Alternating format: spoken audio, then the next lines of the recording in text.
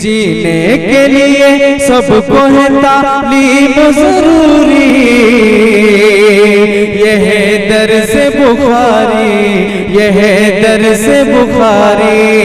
अभी आप हज़रात के सामने तेलुगु बयान के लिए एक मेहमान कड़पा से आए हैं जिनका नाम अब्दुल्ला शास्त्री साहब आपके सामने इंशाअल्लाह तेलुगु में बात करेंगे। समाअत फरमाएं। अस्सलामु अलैकुम व रहमतुल्लाहि व बरकातुहू। अल्हम्दुलिल्लाहि रब्बिल आलमीन वस्सलातु वस्सलामु अला रसूलिहिल करीम अम्मा बाद। औज़ु बिल्लाहि मिनश शैतानिर रजीम बिस्मिल्लाहिर रहमानिर रहीम। ముఖ్యంగా ఈ సభా ప్రాంగణానికి వచ్చినటువంటి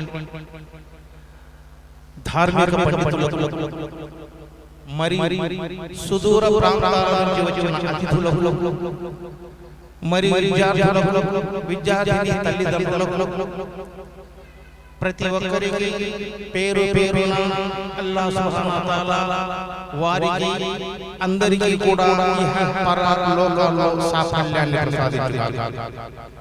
ఆమీన్ అనండి.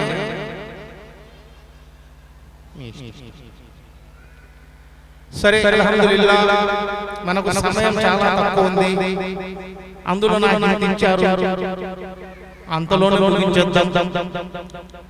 ఈ రోజు ముఖ్యంగా ఈ మద్రసా యొక్క జల్సా, నేను ముఫ్తీ అబ్దుల్లా సాహెబ్ గారి మద్రసాలో జల్సాకు రెండోసారి రావడం. సరే, ఇక ముఖ్యంగా ఈ మద్రసా గురించి మాట్లాడడానికి పెద్ద పెద్ద పండితులు ఉన్నారు. బుఖారీ హదీస్ యొక్క ఆవిష్కరణ గురించి మాట్లాడుకుంటున్నారు. ఇక నా సబ్జెక్ట్ ఒక 10 నిమిషాలు ఇచ్చారు, అందులో 2 నిమిషాలు అయిపోయింది, 8 నిమిషాలు ఉంది. ఇక ముఖ్యంగా విద్య గురించి, ముఖ్యంగా ఇక్కడ ఏ విద్యార్థులు అయితే మద్రసాలో చేర్పించినారో చాలా మంది ఏమనుకుంటారంటే మద్రసాలో చేర్పించాము వాళ్ళు చదువుకుంటున్నారు. కానీ ఒక ఊర్లో ఒక మద్రసా ఉంది అంటే ఆ మద్రసా బాధ్యత ఆ ఊరి వాళ్ళ మీద ఉంటుంది. మీరు వెళ్ళి చూస్తుండాలి ఏం తక్కువ ఉంది, ఏం తక్కువ ఉంది మద్రసాలో అడుగుతూ ఉండాలి. మన సంపాదనలో కొంత భాగం తీసి ఆ మద్రసాకి ఇస్తూ ఉండాలి. ఎందుకంటే దానివల్లనే ఆ పిల్లలకు విద్య, ఆ పిల్లలకు చదువు, ఆ పిల్లలకు భోజనము, ఆ పిల్లలకు వసతి, ఆ పిల్లలకు మంచి చెడు అన్నీ నడుస్తుంటాయి. తర్వాత ఆ పిల్లలు విద్యావంతులై బయటకు వస్తారు. చేద్దాం ఇన్షాల్లాహ్. బయట చూడండి కొంతమంది నిలబడి మాట్లాడుతున్నారు. అది అదే సినిమా ఉందనుకోండి, అందరూ కూర్చుంటారు. ఇది కాదు కదా, ఇంకా ఆడ కొంతమంది ఏదో వాళ్ళు మాట్లాడుకుంటున్నారు. ఒకటి గంట కొడతారు, ఆకలి సరే భయ్ ఇన్షాల్లాహ్ కూర్చోండి. కుర్చీలు ఉన్నాయి ఖాళీగా, కూర్చోండి. ఆ కుర్చీలు లేవంట. సరే ఇన్షాల్లాహ్. ముఖ్యంగా మన పిల్లలు ఈరోజు ఈ నర్సంపేట మద్రసాలో చాలా మంది చదువుకుంటున్నారు. రేపు వారు బయటికి వెళ్ళిన తర్వాత మనం వాళ్ళ విద్యను ఇంకొకరి పంచుతారు. అందుకే సంస్కృతంలో ఒక మాట అన్నారు, శీలేన శోభితే విద్య. శీలేన శోభితే విద్య. విద్య అనేది తన శీలాన్ని శోభింపజేస్తుంది, గౌరవాన్ని పెంచుతుంది, ప్రకాశింపజేస్తుంది. సమాజంలో ఒక గౌరవాన్ని, సమాజంలో ఒక మర్యాదను, సమాజంలో ఒక గొప్పతనాన్ని, హావభావ విన్యాసాలతో కూడిన జీవితాన్ని ప్రసాదిస్తుంది. అందుకే విద్య అనేటటువంటి మహావృక్షపు రేణు చేదుగా ఉన్నా, విద్య అనే మహావృక్షపు రేణు చేదుగా ఉన్నా అవి అందించే ఫలాలు తీయగా ఉంటాయి. అవునా? ఉంటాయా లేవా? సో ఇంకా వాటి గురించి మాట్లాడతారు. ఇంకా ముఖ్యంగా మన గురించి మాట్లాడుకుందాం. ముఖ్యంగా చాలా మంది అల్లాహ్ సుబ్హానహు వ తఆలా ఒకటే, ప్రతి దానికి సమయం కేటాయించుకున్నాం మనం. ప్రతి దానికి సమయం, భోజనానికి సమయం, టిఫిన్ కు సమయం, నిద్రపోవడానికి సమయం, మాట్లాడడానికి సమయం, భార్యతో మాట్లాడడానికి సమయం, బిడ్డలను తీసుకురావడానికి సమయం, ఉద్యోగం చేయడానికి సమయం, ధనం సంపాదించడానికి సమయం, స్నేహితుల దగ్గర మాట్లాడడానికి సమయం. ప్రతి దానికి సమయం కేటాయించుకున్నాం, కానీ అల్లాహ్ ఇంటికి వెళ్ళడానికి సమయం కేటాయించుకోలేదు. అల్లాహ్ సుబ్హానహు వ తఆలా అంటున్నాడు, ఈ భూమిని నీ కోసం ఏర్పాటు చేశాను. ఈ భూమి నీది. ఈ భూమి మీద ఉండే సకలము సర్వము సమస్తము నీదే. నువ్వు భూమిని హ్యాండ్ ఓవర్ చేశావు. నువ్వు భూమి మీద ఏం చేసుకుంటావా, ఏం చేసుకోవా, షిర్క్ చేస్తావా, బిద్దత్ చేస్తావా, గుమ్రా చేస్తావా, విగ్రహారాధన చేస్తావా, పాపాలు చేస్తావా, పుణ్యాలు చేస్తావా, శాసిస్తావా, ఇవి నీ ఇష్టం. వీటి లెక్కలు మరణానంతరం చేస్తాను. కానీ భూమిని నీకు హ్యాండ్ ఓవర్ చేశా, కానీ నా మసీదును నీకు హ్యాండ్ ఓవర్ చేయలేదు. ఆ మసీదు నాది. అలాంటి మసీదు కూడా నువ్వు హ్యాండ్ ఓవర్ చేసుకోవాలనుకుంటున్నావా? ఆ మసీదులో గొడవలా, ఆ మసీదులో వ్యాపార పరపరలా, నా మసీదులో సమావేశాలా, నా ఇంట్లో గొడవలా, నా ఇంటిని స్వాధీనం చేసుకోవాలనుకుంటున్నావా? కుదరదు. నువ్వు ఏదైతే చేయాలనుకుంటావో అది చేయలేవు. ఏదైతే చేయకూడదో అది నేను చేస్తాను. మనం అనుకున్నది సాధించలేము. అందుకోసమే త్వమేవానాం రుక్రదం త్వమేవానాం తత్వం త్వమేవానాం రుక్తం త్వమేవానాం యుక్తం త్వమేవానాం సత్ఫలాభుజ్యతం. నువ్వు దేన్ని ఏ విధంగా చేస్తావో దాన్ని నేను స్వీకరింపజేస్తాను. నువ్వు దేన్ని ఏ విధంగా అడుగుతావో నేను దాన్ని ఆ విధంగానే ఇవ్వగలను. ఒక విద్యావంతుడు అసలు ఒక విషయం చెప్పాలంటే, భారతదేశం ఎవరిది? భారతదేశం ఎవరిది? ఇదొక్కటి చెప్పి ముగించేస్తాం. భారతదేశం ఎవరిది? అరే ఎవరిది?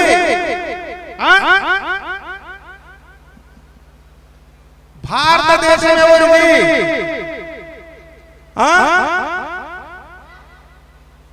సరే ఏం చేద్దాం, అంతే ఉంటది. మన భారతదేశం ఎవరిది అంటే మరి కాదు.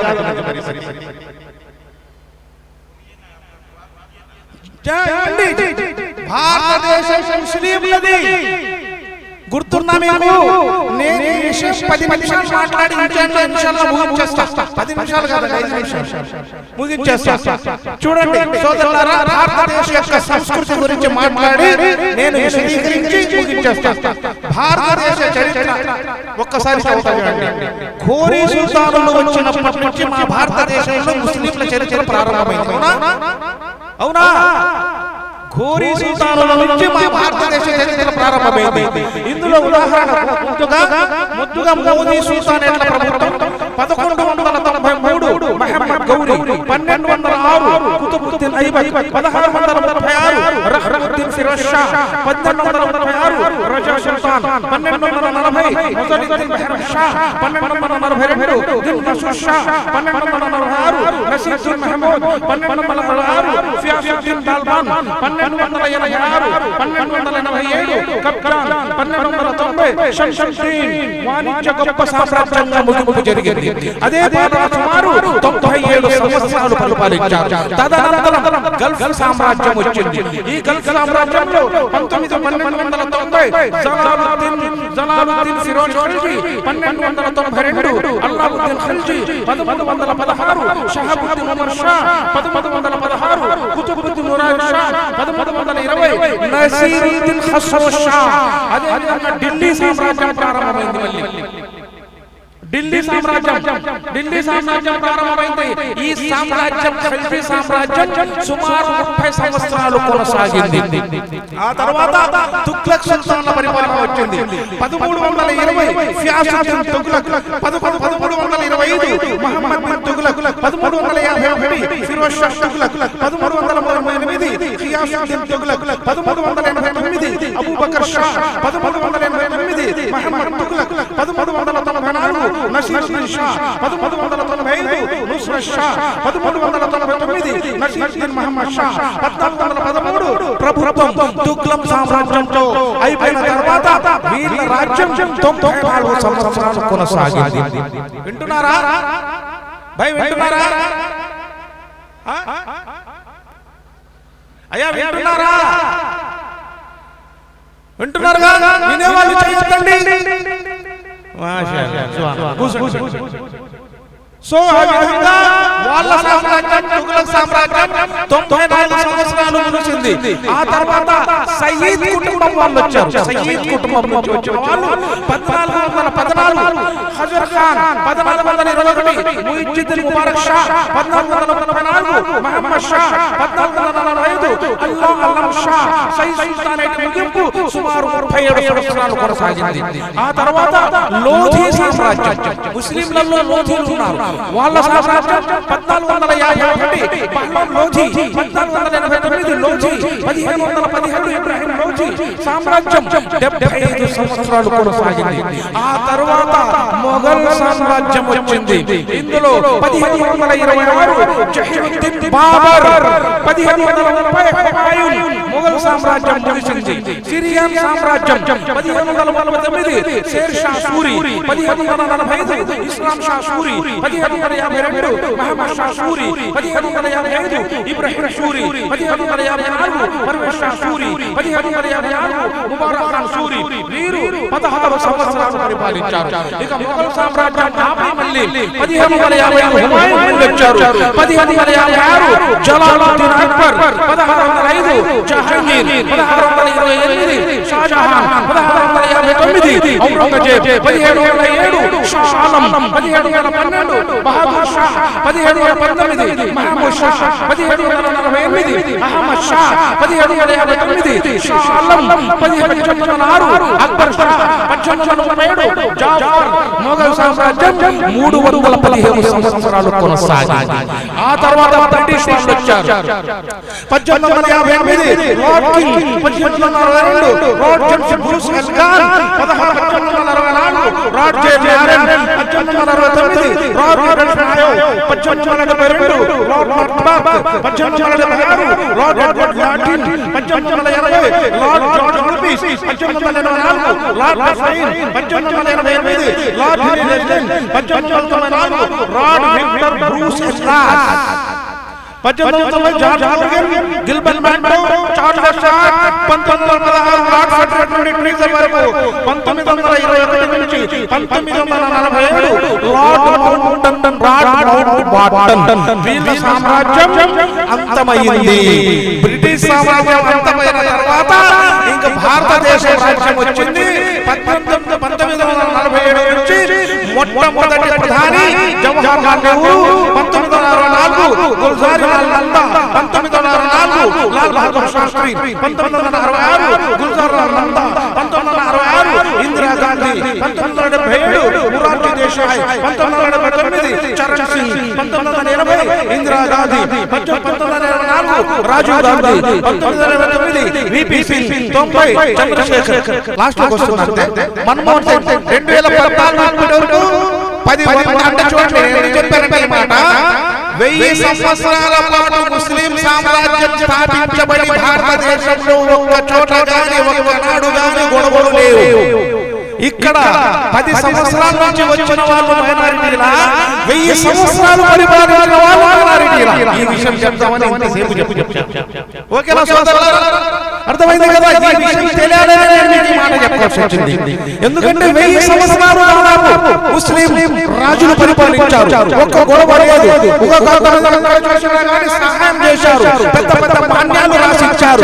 వారు ఎప్పుడు కూడా లేదు. కానీ ఈ రోజు అందుకోసమే గుర్తుపెట్టుకోండి సోదరులారా, ఈ లోకంలో ఎప్పుడైతే ఏదైతే మనం కోరుకుంటామో అల్లాహ్ అలాగనే ఇస్తాడు. యాంతి దేవం ప్రతా దేవం యాంతశ్చ పరిభూతలం యాంతి తత్వతే భోగశ్చ యాంతి భూతేన ప్రబోధయ. మీరు భూమి మీద చెట్లను పుట్టలను ప్రేమిస్తే మరణానంతరం వాటిని ఇస్తాం. మీరు భూమి మీద ఆస్తులు అంతస్తులు ప్రేమిస్తే మరణానంతరం వాటిని ఇస్తాం. మీరు భూమి మీద నన్ను ప్రేమిస్తే మరణానంతరం నేను దొరుకుతాను. సో కాబట్టి ఇన్షాల్లా మా సమయం అయిపోయింది. ఈ సబ్జెక్ట్ ఎందుకు చెప్పాల్సి వచ్చిందంటే సోదరులకు తెలియాలని చెప్పాను. మీకంటే మేము కాదు, అల్లాహ్ సుబ్హానహు వ తఆలా మీకు మాకు అందరికీ చెప్పేదానికంటే వినేదానికంటే ఆచరించడంలో ప్రాముఖ్యతలో ప్రాధాన్యత ప్రసాదించుగాక. అల్హమ్దులిల్లాహి రబ్బిల్ ఆలమీన్. అస్సలాము అలైకుం వ రహ్మతుల్లాహి వ బరకాతుహు. माशाअल्लाह ये थे हमारे तुम